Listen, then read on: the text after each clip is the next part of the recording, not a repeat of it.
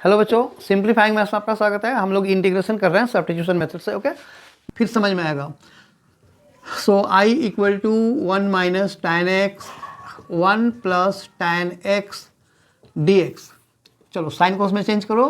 1 minus sine x by cos x upon 1 plus sine x by cos x dx। ये लो, चलो जब तुम LCM लोगे तो cos x इससे मल्टीप्लाई हो जाएगा। दोनों का डिनोमिनेटर cos x ही है ना, तो मैं cos x नहीं लिख रहा हूं, मतलब डिनोमिनेटर कट गया। ठीक है, तो अब ये हो जाएगा तुम्हारा cos x minus sine x divide by cos x plus sine x dx। अब क्या करोगे? अब देखो, अब फिर से अभी भी न्यूमरेटर डिनोमिनेटर में है, लेकिन अब फिर से चेक करो कि किसका डेरिवेटिव कहाँ पे है।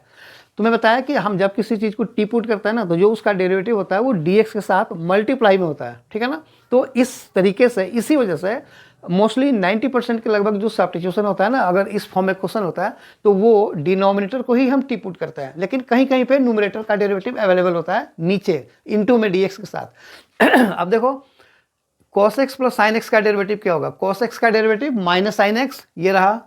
साइन एक्स का डेरिवेटिव cos x, ये रहा। ठीक है ना, तो इसको टी पुट करोगे ना तो इसका डेरिवेटिव ऊपर अवेलेबल है, लेकिन अगर तुम इसको टी पुट करोगे तो ये cos x minus sine x आएगा। उसको भी चेक करो, इसका डेरिवेटिव क्या होगा? cos x का माइनस साइन एक्स, और ये माइनस cos x, तो माइनस को कॉमन निकाल दोगे तो ये भी तो डेरिवेटिव है।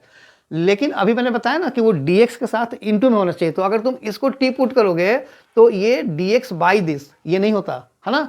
डेरिवेटिव के साथ हमेशा dx इनटू में होता है, तो इसलिए हम इसको टी नहीं पुट करेंगे, हम इसको टी पुट करेंगे। तो ये हो गया put cos x plus sine x equal to t implies minus sine x plus cos x, और ये dx is equal to d t. अब देखो ऊपर मैच कर रहा है, देखो माइनस साइन प्लस कॉस, यानी कि cos x minus sine x, तो मैच कर रहा है। So therefore I is equal to d t by T.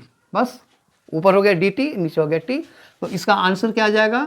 Log of t plus c. अब टी की वैल्यू वापस डाल दो। So therefore I is equal to log of t, यानी कि cos x plus sine x